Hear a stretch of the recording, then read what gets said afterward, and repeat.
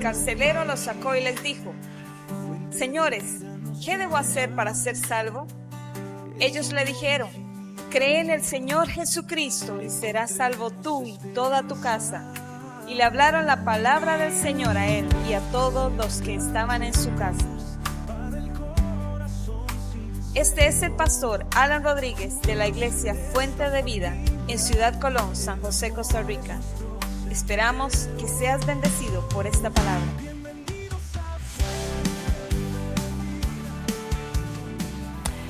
Ok, vamos a la palabra. Quiero pedirles que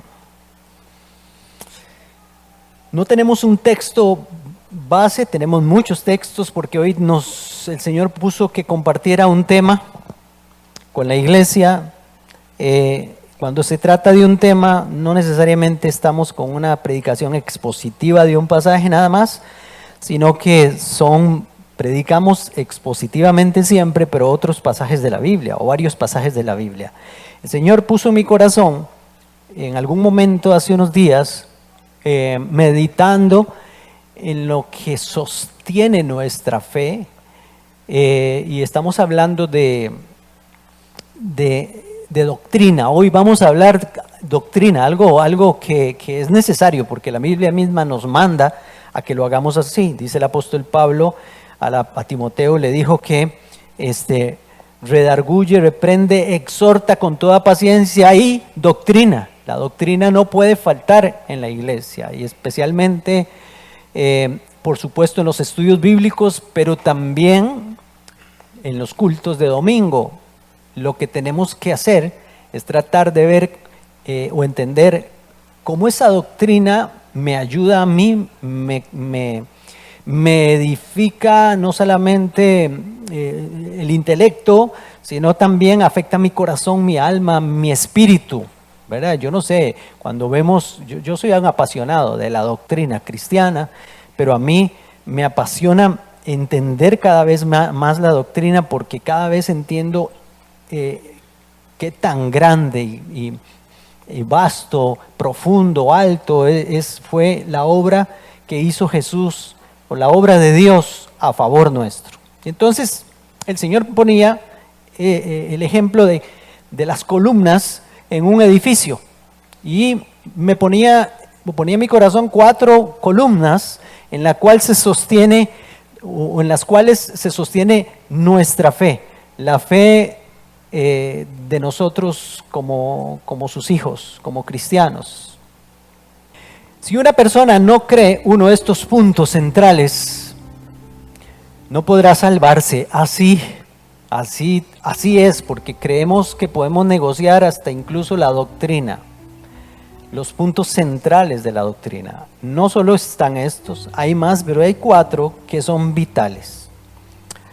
Estas columnas sostienen nuestra fe y nuestra salvación eterna. Sin una de ellas el edificio colapsa, se cae, y mucho más si faltan más de una, como una mesa de 4 patas. Cuando usted le quita una pata, ¿verdad? En cualquier momento se cae, y más si le quitó 2, ya del todo no, nada, ¿verdad? Entonces imaginémonos un edificio que es sostenido por 4 columnas maestras. Mientras las columnas están en pie, pues el edificio sigue en pie, permanece firme, aun si hay tormentas, aun si hay temblores, si hay ataques. Pero si una sola columna es removida, todo colapsa. Imagínense ustedes, le quitamos una pata, se viene al suelo. Le quitamos uno de esos soportes que son las columnas. Jesús habló de que Él es también como un cimiento, hablando de que Él es la roca sobre la cual debemos edificar nuestra casa. Pero ahora vamos a hablar de Jesús, pero en forma de 4 columnas, según su obra y según su persona también. Entonces, la primera columna que vamos a hablar se trata de su deidad, hablando de Cristo, porque nosotros somos cristianos y vamos a hablar de nuestra fe cristiana. No solo para que usted aprenda hoy y sea edificado hoy, sino también para que le enseñe a otras personas. Lo que quiero decir que Jesús es verdadero Dios. Sin esta verdad, no hay salvación. Si yo creo que Jesús fue un hombre común y corriente, solo un hombre que apareció aquí en la tierra, un profeta que enseñó cosas muy bonitas y muy edificantes, que hizo milagros incluso, que Dios estaba con él, pero yo no entiendo y no acepto y no creo que él sea Dios, tenga divinidad propia, estoy listo, estoy acabado, porque esa es una de las cosas que tengo que aceptar para que me acepten. Yo tengo que aceptar a Jesús como Dios, para que Dios me acepte a mí, para que me permita entrar a su reino, para que haya un nuevo nacimiento en mi vida. Yo tengo que aceptar que ese que está muriendo en la cruz es Dios, hecho hombre, pero es Dios. Su persona es de naturaleza divina. Él es Dios, Él es hijo de Dios a la vez, es una persona eterna, tan eterna como el Padre. Lo que les quiero decir es que, por ejemplo, conocemos a los testigos de Jehová que creen en Jesús y andan con sus revistas de la atalaya y ahí ponen unas imágenes de supuestamente Jesús y andan hablando de Jesús, porque en el contexto en que vivimos nosotros es un contexto cristiano. Toda la vida hemos oído de que Jesús es Dios y entonces ellos llegan con eso, pero cuando ya se meten en tu casa, te enseñan conforme a su Biblia, la traducción del Nuevo Mundo de las Santas Escrituras, que de santas no tienen mucho, esas escrituras de ellos, porque están arregladas. Te enseñan de que Jesús no es Dios, te enseñan de que Jesús es un Dios, lo dice literalmente su Biblia. En el principio dice San Juan, el Evangelio, capítulo 1, versículo 1 y 2, dice: en el principio era el Verbo, y el Verbo estaba con Dios, y el Verbo era Dios. Es una gran casualidad de que todas las versiones bíblicas que usted pueda buscar lo dicen así como se lo acabo de decir yo a usted. Pero es una casualidad de que solo la versión de los testigos de Jehová dice: en el principio era el Verbo, y el Verbo estaba con Dios, y el Verbo era un Dios. Y ponen Dios con minúscula. Un Dios, aparte de Dios, una criatura de Dios. Y ellos pretenden salvarse. No se podrán salvar si no aceptan que Jesús es Dios manifestado en carne. Eso dice San Juan 1. Juan 8:58 dice: antes que Abraham fuese, dijo Jesús. Jesús está hablando: yo soy. O sea, Él existe antes de Abraham. Pero Abraham no estuvo allá en el Antiguo Testamento, fue el primer patriarca, etcétera, después de Noé, etcétera. Sí, pero Jesús está diciendo: yo existo antes de Abraham. Y había que aceptar eso. Los judíos tenían que aceptar eso. Yo no sé si ustedes se acuerdan, pero Jesús murió, según ellos, según los judíos de aquella época, por blasfemo. ¿Y cuál era la blasfemia? La blasfemia es que él dijo yo soy hijo de Dios. Y al decir que él era hijo de Dios, estaba diciendo que tenía la misma naturaleza que el Padre. Su deidad era igual, pues era él igual al Padre en divinidad. Entonces trataron de ponerle y trataron de apedrearlo, y entonces él dijo: ¿por qué me van a apedrear? Por la blasfemia. Tú siendo hombre te haces Dios, le dijeron. Y ese día no lo tocaron, pero trataron de arrinconarlo hasta que pasó lo que pasó. Lo llevaron la noche que lo apresaron en Getsemaní, que los discípulos lo traicionaron, Pedro lo traicionó, lo llevaron, le hicieron un disque juicio, pero le hicieron la pregunta del millón, donde él no pudo decir otra cosa, porque tuvo que decir la verdad. Dinos, ¿eres tú el Hijo del bendito? ¿Eres tú el Hijo de Dios? ¿Y qué iba a decir? Sí, yo soy. Y todavía les recetó otra cosa más, que está en Daniel, hablando de su deidad. Y me verán viniendo en las nubes del cielo. Cuando le dijo eso, les está recordando un pasaje de que está en el libro de Daniel, donde es el mismo, el Hijo del Hombre, siempre se llamó a él mismo el Hijo del Hombre, que llega delante del Padre, delante del Anciano de Días. Entonces, Caifás dice que se rasgó las vestiduras y dijo: ahí está la blasfemia, ¿qué más prueba necesitamos? Crucifíquenlo. Murió por lo que él era. Murió por lo que él es. Por ser Dios murió Jesús. Entonces, si yo no acepto, yo tengo que aceptar cuando creo en Cristo de que Él es Dios, porque incluso murió por ser Dios. Ese fue el motivo por el cual lo llevaron a la cruz. Necesito creer que Él es Dios porque Él mismo lo dijo. Antes que Abraham fuera, yo soy. Colosenses 2:9 dice: toda la plenitud de la deidad reside corporalmente en Él. Dice, porque toda la plenitud de la deidad reside en Él, está en Él. En Él habita toda la plenitud de la deidad, dice el pasaje de Colosenses 2:9. Hebreos 1:8 dice, el Padre, dice que el Padre lo llama Dios, a Jesús. Yo se los voy a leer aquí de una vez, directamente de la Biblia, porque no tienen el versículo ahí, en Hebreos capítulo 1, versículo 8, dice, pero del Hijo dice, está hablando de que el Padre, o Dios, dice del Hijo, tu trono, Dios, por los siglos de los siglos. Tu trono, Dios. Entonces, ¿por qué esta columna es esencial?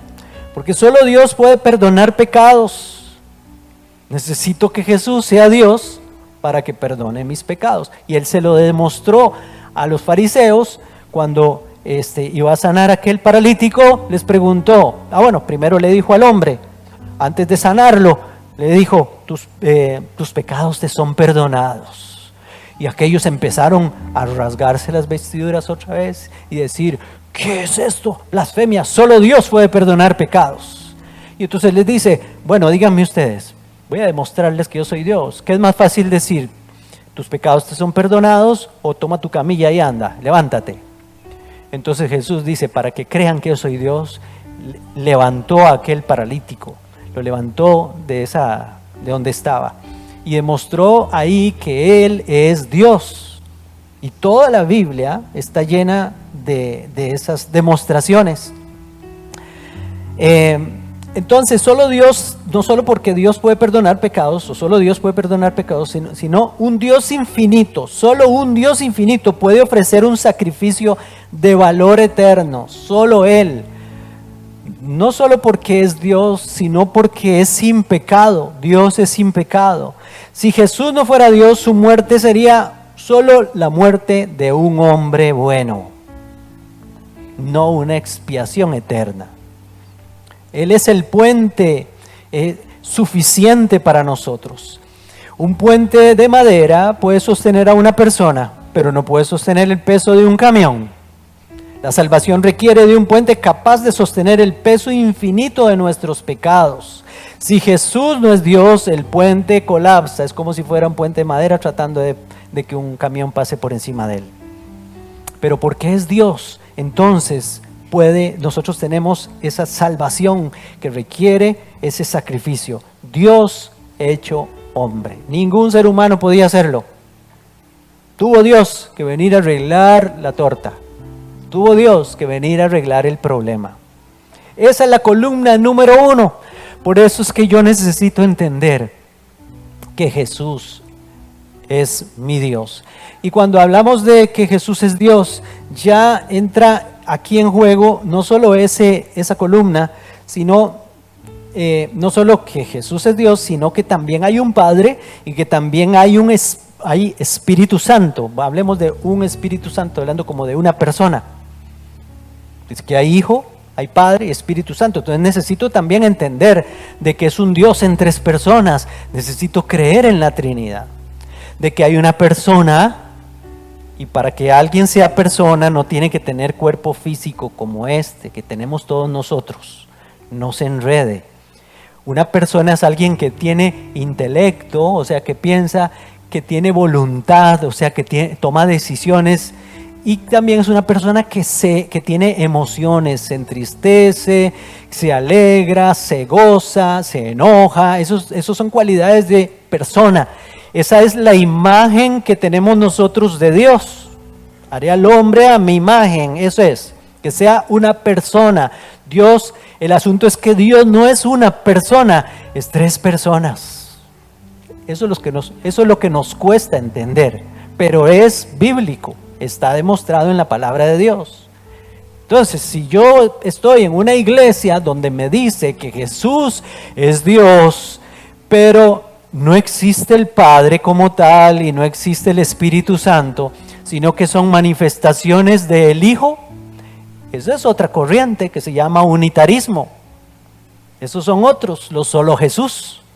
El único que es Dios es Jesús. Entonces, dejan a un lado todo aquello que nos enseña la palabra, que Jesús está orando al Padre, que existe un Padre, y que dice, yo me voy, pero les voy a mandar a otro, el Consolador, el Espíritu Santo, para que esté con ustedes. Entonces, si yo no entiendo eso,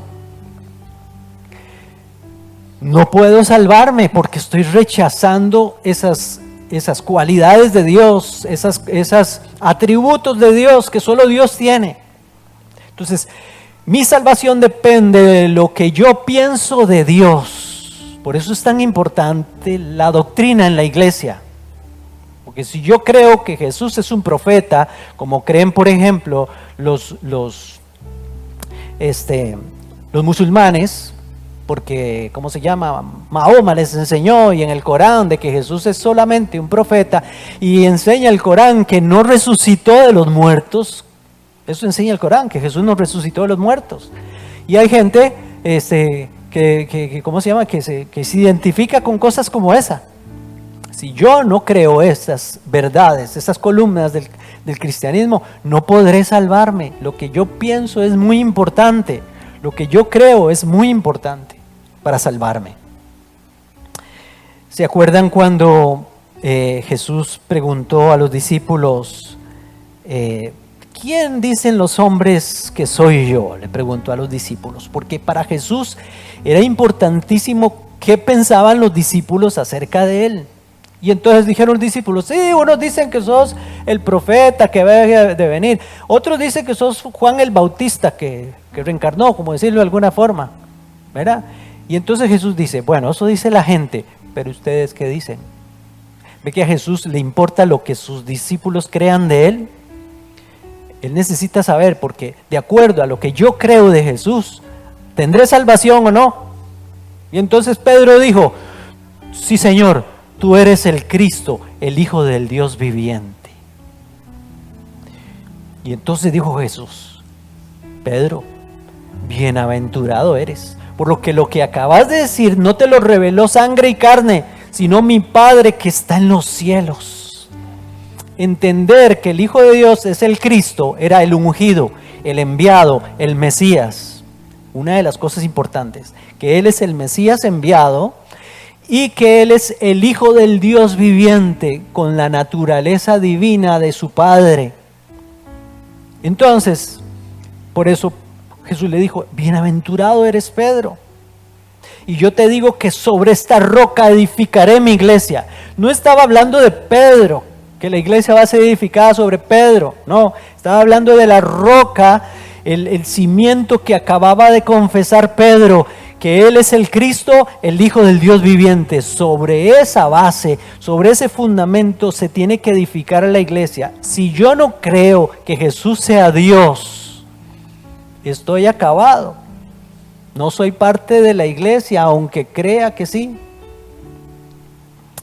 Bueno, esa es la primera columna. Vamos con la segunda. Su encarnación, la encarnación del Hijo. Porque también por ahí tenemos problemitas. Algunos niegan que Jesús sea Dios que se hizo hombre. Algunos piensan que era un hombre normal, común y corriente. Algunos, incluso los gnósticos, no creían o no entendían o no aceptaban de que cuando Jesús vino a este mundo, vino incluso con carne propia, porque los griegos rechazaban todo lo que tuviera que ver con la carne, con lo que se pudiera palpar. Ellos decían, solo el alma se salva, hay que ser muy espiritual, etc. Entonces no podían entender que cómo es que Dios vino y se hizo carne, tomó carne propia, asumió una carne propia.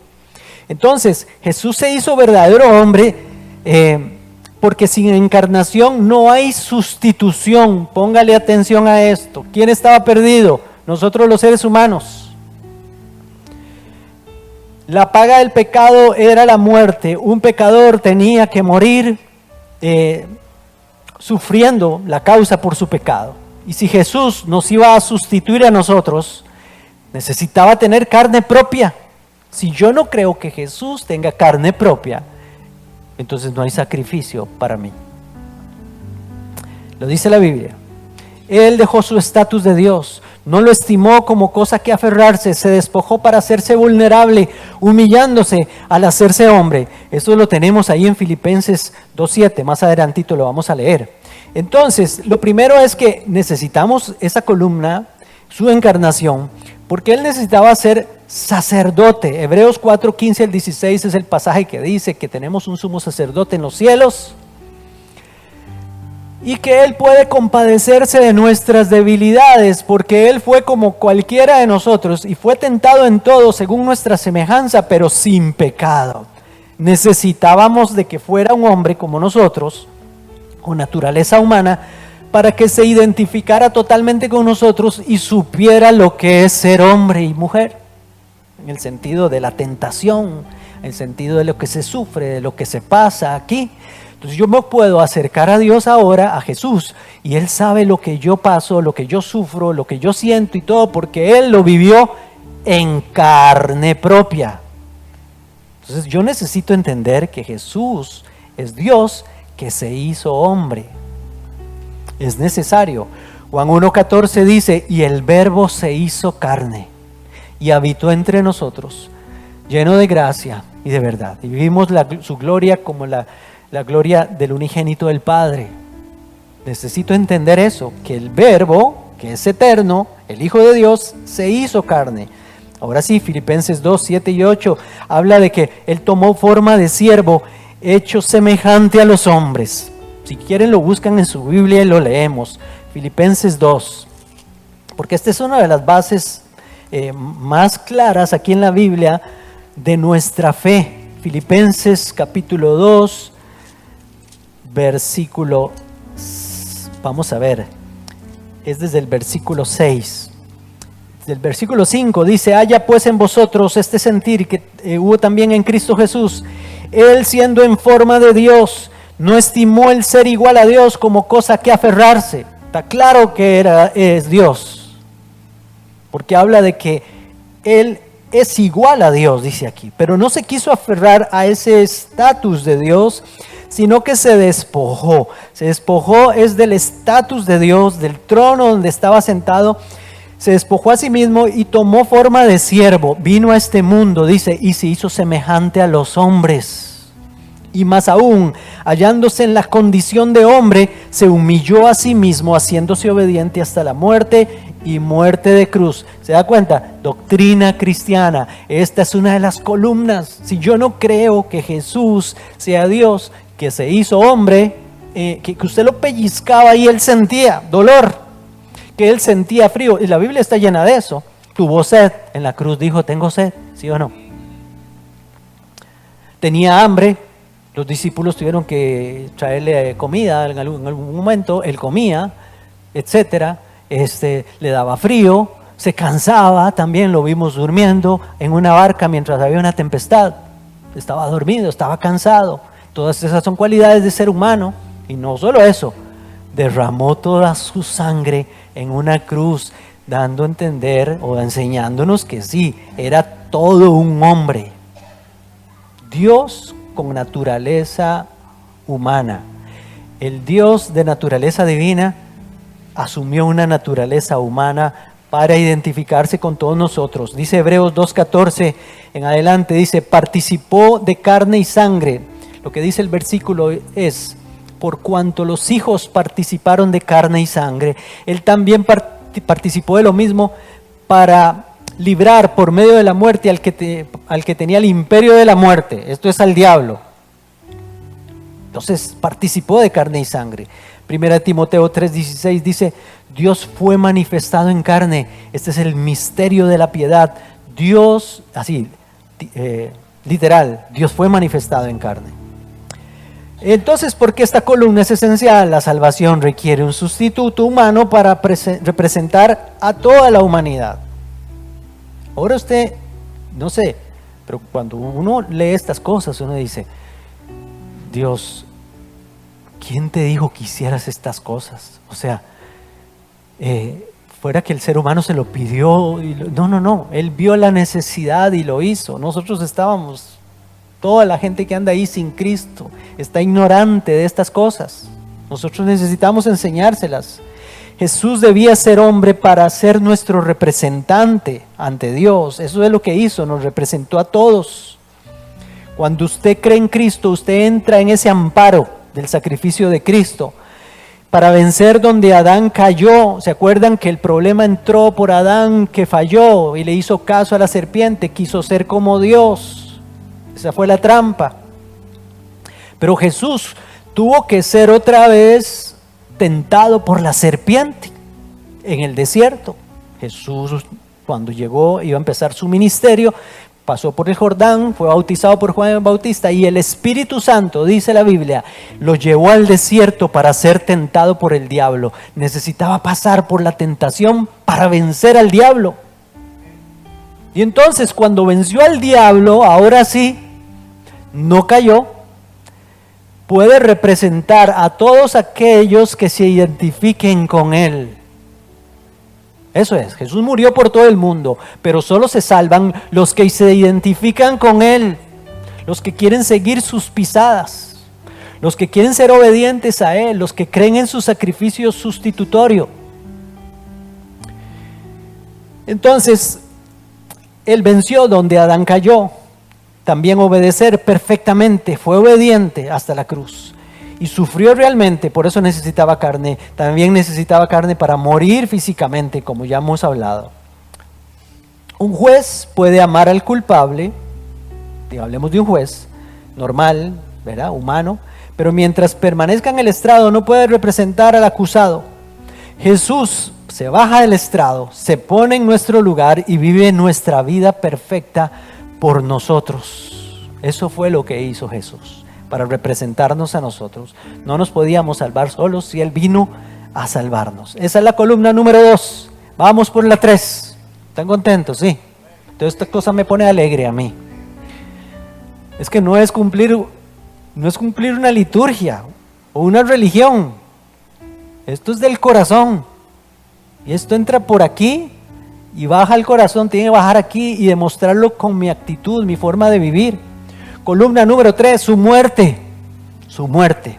Para hacer sacrificio sustitutivo, sacrificio para Dios, acepto y agradable al Padre, necesitaba morir el Señor, era necesario.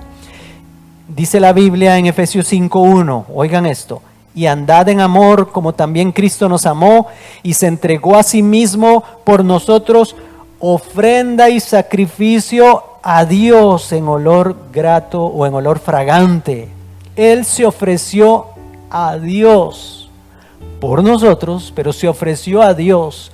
Por eso Él se guardó como una ofrenda y sacrificio al Señor sin pecado hasta la cruz, pero murió porque Dios solo podía recibir un sacrificio perfecto. Si yo hubiera vivido en aquel tiempo y yo me ofrezco a morir en sacrificio por todos, el Señor suelta la risa y se da media vueltica y se devuelve mejor.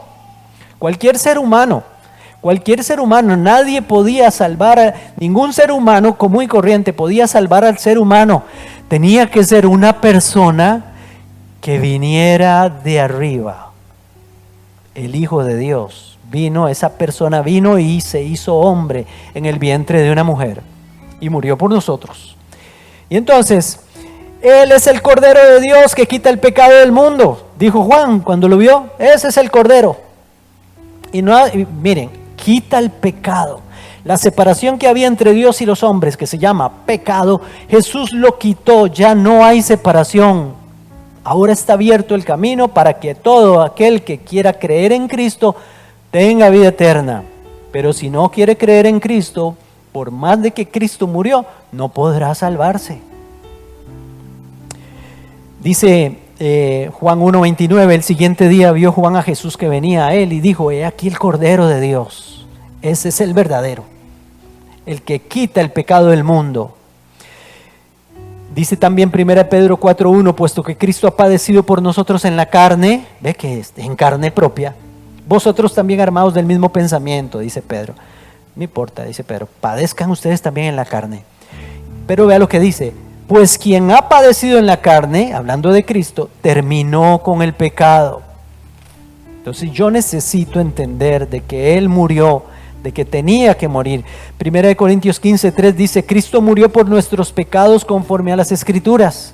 Isaías 53, del 5 al 6 dice: Él llevó nuestras enfermedades y nuestros pecados. Romanos 5, 8 y 9 dice: su sangre nos justificó. 8 al 9.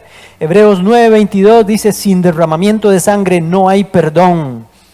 Y esta columna es esencial porque la paga del pecado es la muerte, y alguien debía haber muerto o debía morir.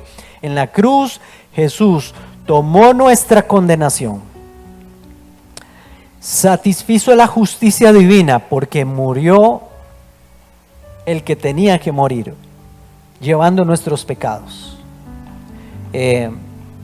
Dios dijo: ya está, se saldó la cuenta. Derrotó al enemigo también y estableció un pacto eterno con sangre. Miren, ustedes y yo, ¿sabe por qué vamos a ir al cielo? Ustedes y yo. Porque el Hijo hizo un pacto de sangre con el Padre. Aunque usted sea la persona más obediente y buena del mundo y tenga toda la fe, si el Hijo no hubiera hecho un pacto de sangre en la cruz con el Padre, ustedes y yo vamos para el infierno, aunque fuéramos los más buenos del mundo, porque somos seres humanos con naturaleza pecadora o pecaminosa. Pero fue porque alguien canceló la deuda. Ese fue el Señor, y la selló con su propia sangre. Esa es la tercera columna, su muerte. Entonces tengo que entender de que Él es Dios, de que Él se hizo hombre y que también murió en la cruz, la tercera. Y ahora la cuarta, y con esta voy terminando. Su resurrección, porque a veces hablamos poquito de la resurrección de Cristo y no entendemos de qué tan importante era la resurrección de Jesús. Si Jesús hubiera muerto nada más, se queda en la tumba y la muerte vivita y coleando. La muerte sigue con autoridad. Pero Él necesitaba morir para entrar en el reino de la muerte. Y como Él era justo, nunca pecó, tenía toda la legalidad para salir de entre los muertos, porque es que la muerte alcanza al pecador, pero Jesús no es un pecador, no tenía por qué seguir muerto. Podía salir del sepulcro, pero necesitaba entrar en ese lugar porque necesitó morir. Pero también tenía que vencer a la muerte resucitando entre los muertos, venciendo a la muerte. Entonces, sin resurrección no hay esperanza ni vida eterna para nosotros. Él venció la muerte y la condenó. Me gusta un pasaje que hay en Oseas 13:14. Esto es una profecía. De esos versículos que usted viene leyendo, hay un profeta X y de un momento a otro se encuentra un versículo así, usted dice que tiene que ver esto con lo que viene hablando, pero después vuelve a retomar y sigue hablando lo que venía hablando. Son profecías que están ahí. Miren qué lindo esto. Dice: de la mano del Seol. El Seol es el reino de la muerte, el Hades en griego. De la mano del Seol los redimiré. O sea, del reino de la muerte yo los compraré, los rescataré. Eso significa redimiré. Los rescataré del reino de la muerte, los libraré de la muerte. Oh muerte, yo seré tu muerte, le dice el Señor. ¿Ah? ¿Qué le parece? Este que está hablando es Dios. Este que está hablando es Jesús. Yo solo me imagino cuando entró en el reino de la muerte, se topó con la muerte y le dijo: muerte, yo seré tu muerte. Hasta aquí te llegaron tus días. Hasta aquí te llegó tus derechos sobre los seres humanos. Porque ahora en adelante, el que crea en mí, yo soy la resurrección y la vida, y el que crea en mí, aunque esté muerto, vivirá. Tú no tienes poder sobre aquel o aquella. Amén. Sigamos leyendo el versículo. Oh muerte, yo seré tu muerte, y seré tu destrucción, oh Seol. El reino de la muerte. La compasión será escondida de mi vista. Yo soy la resurrección y la vida, dice Jesús. Eso se le dijo a Marta en San Juan 11:25, donde antes de resucitar a Lázaro. ¿Ustedes creen que eso de que fue y resucitó a Lázaro, Jesús, fue solo como para demostrar que Él tenía poder para resucitar a los muertos? No, lo que Jesús hizo fue ya les voy a decir, como montó una escena. Como que montó un teatro ahí para que gráficamente todos entendiéramos lo que va a pasar un día. Porque llegará el día, dice la Biblia, en que todos los muertos oirán la voz del Hijo de Dios. Y los que hayan creído en Él resucitarán para vida eterna. Pero los que no hayan creído resucitarán para condenación y destrucción eterna, dice la palabra de Dios. Entonces Jesús llegó frente a la tumba de Lázaro y dijo: Lázaro, ven fuera. Y Lázaro salió porque era amigo de Jesús. Los únicos que van a resucitar son los amigos de Jesús, los que hacen su voluntad, los que han creído en Él, los que aman a Jesús. ¿Se acuerdan cuando Lázaro iba a morir, estaba enfermo, y sus hermanas mandaron un mensajero, y el mensajero llegó con este mensaje: Jesús, el que amas está enfermo. ¿Verás? Entonces, había una amistad mutua ahí entre Lázaro, Jesús, Lázaro representándonos a todos nosotros, y Jesús, la resurrección y la vida, y su deidad, su poder para resucitar a los muertos. La vida venció a la muerte muriendo. Apocalipsis 1:17, oiga lo que dice: cuando le vi, eso dice Juan, caí como muerto a sus pies, y Él puso su diestra sobre mí diciéndome: no temas, yo soy el primero y el último, el que vivo y estuve muerto, mas he aquí que vivo por los siglos de los siglos. Amén. Y tengo las llaves de la muerte y el Hades. Ahora yo soy el que mando, yo soy el que abro el asunto de la muerte y el Hades. Se las quité a esos dos que estaban ahí.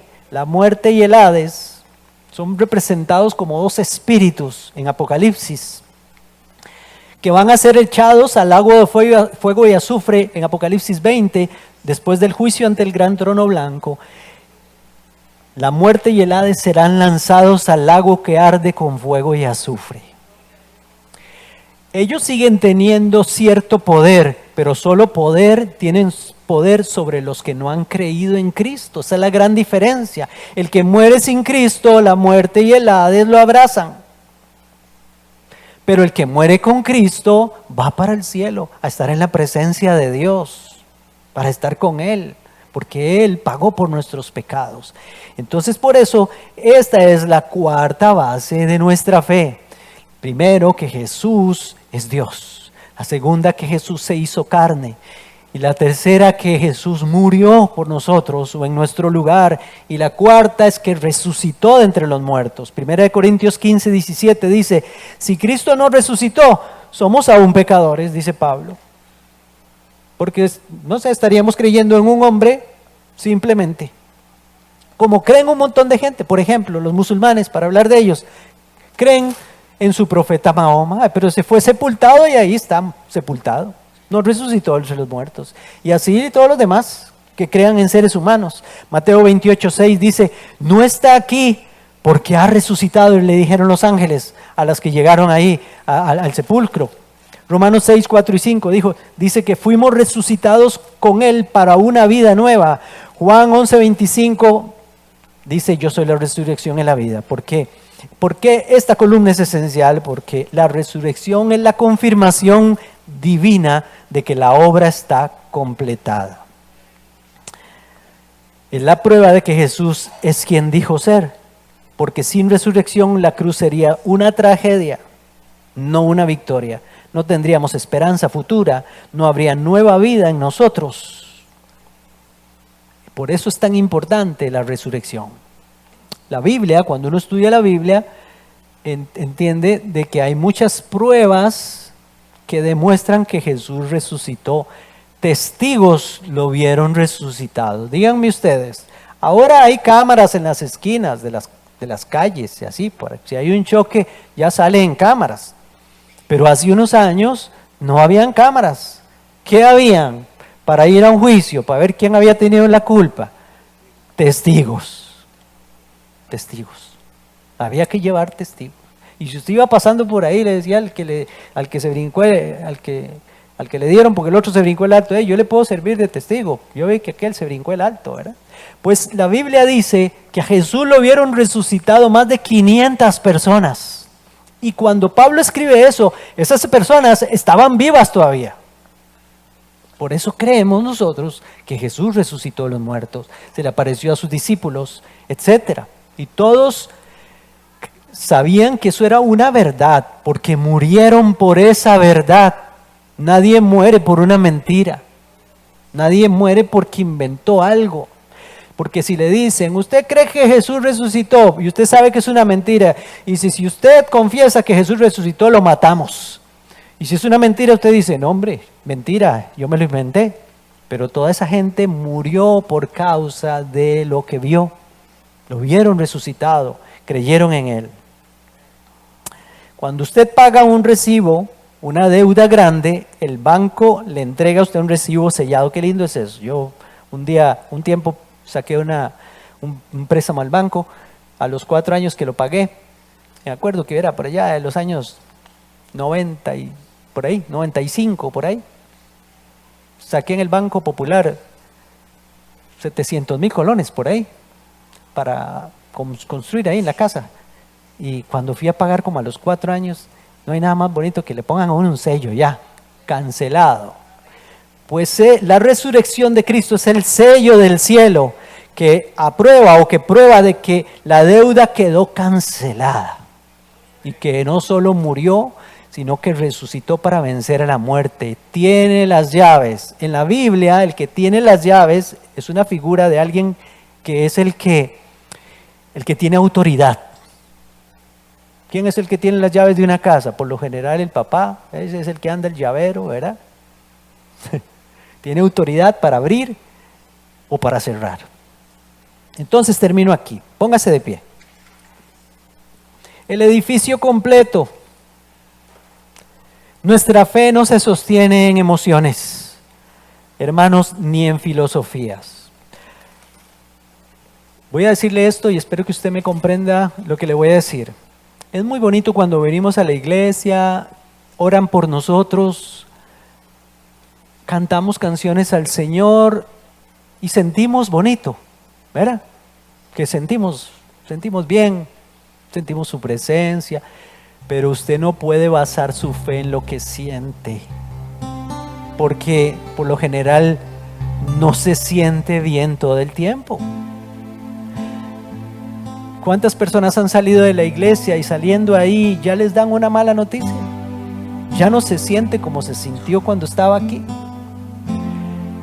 Su salvación y su fe debe estar basada en lo que dice Dios en su palabra, en los hechos, en lo que no tiene, en lo que en cosas que nadie puede mover ni quitar. Sus emociones sí, se quitan. Hoy está bien usted, al rato le dan se lleva una decepción, se desilusiona, llora, le hace falta a alguien, está desconsolado, etc. Pero usted no puede basar su cristianismo en las emociones.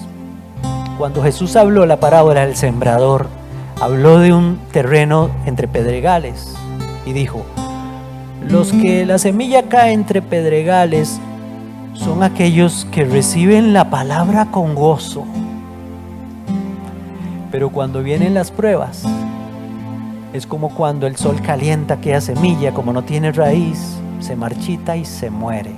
Yo no puedo, está bien, yo puedo recibir la palabra con gozo, pero no puedo basar mi fe en el gozo, en la alegría, en lo que siento. Entonces, nuestra fe no se sostiene en sentimientos ni en filosofías, sino en hechos eternos. Creer esas cosas, que Él es Dios, que Él se hizo hombre, que Él murió por nosotros, que Él resucitó para siempre.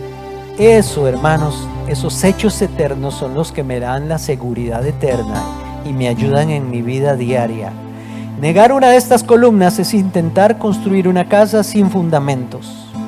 La pregunta es, ¿qué tan firmes están sus columnas?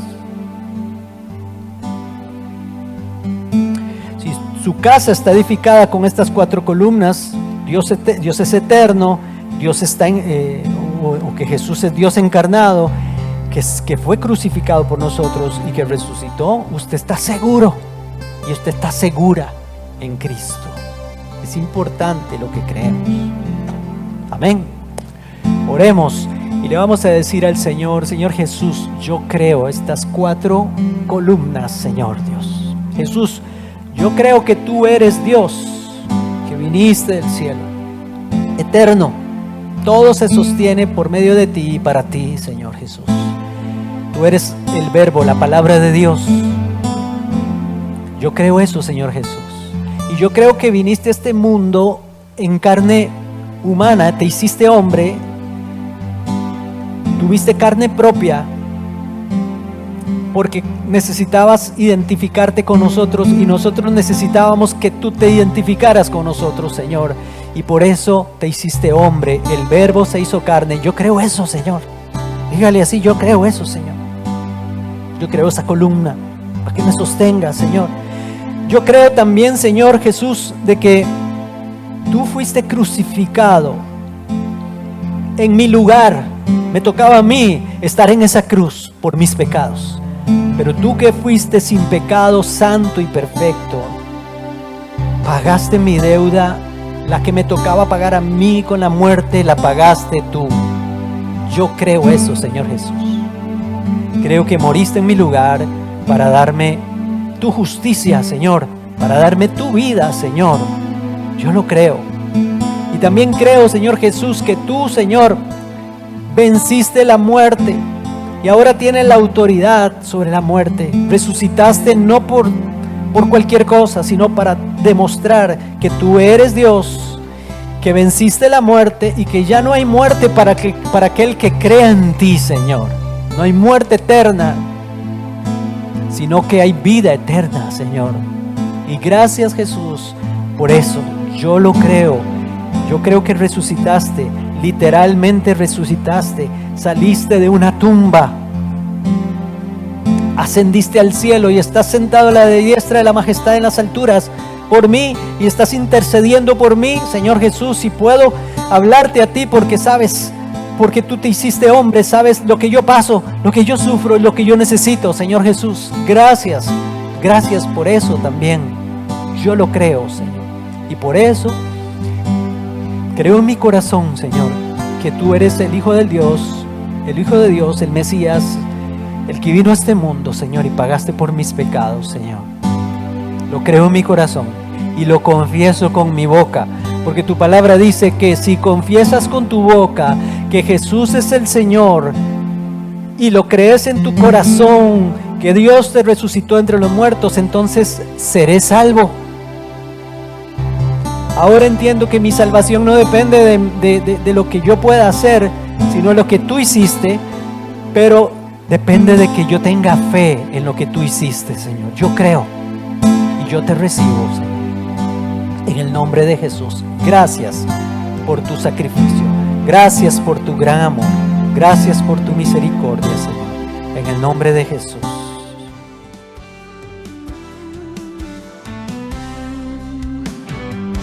Vengan todos aquí, fuente de vida nos llama.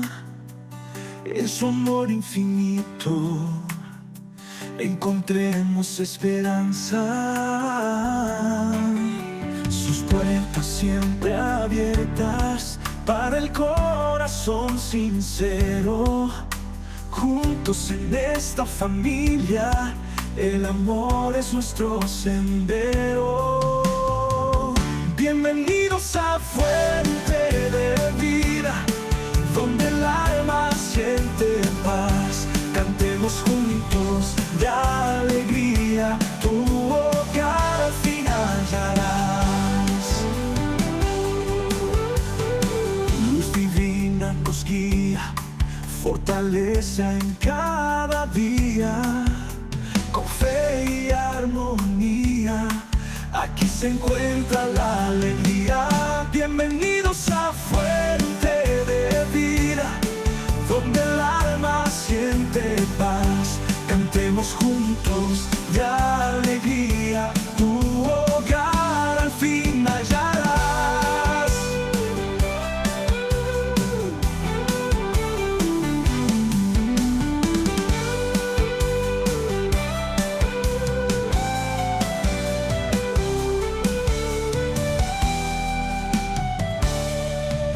Bienvenidos a Fuente de Vida,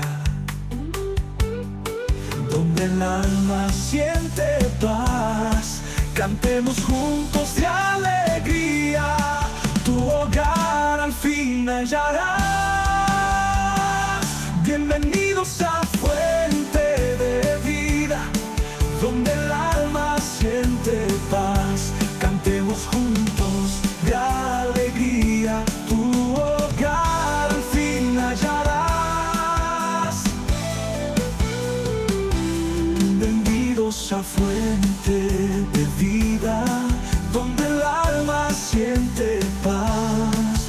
Cantemos juntos de alegría, tu hogar al fin hallarás.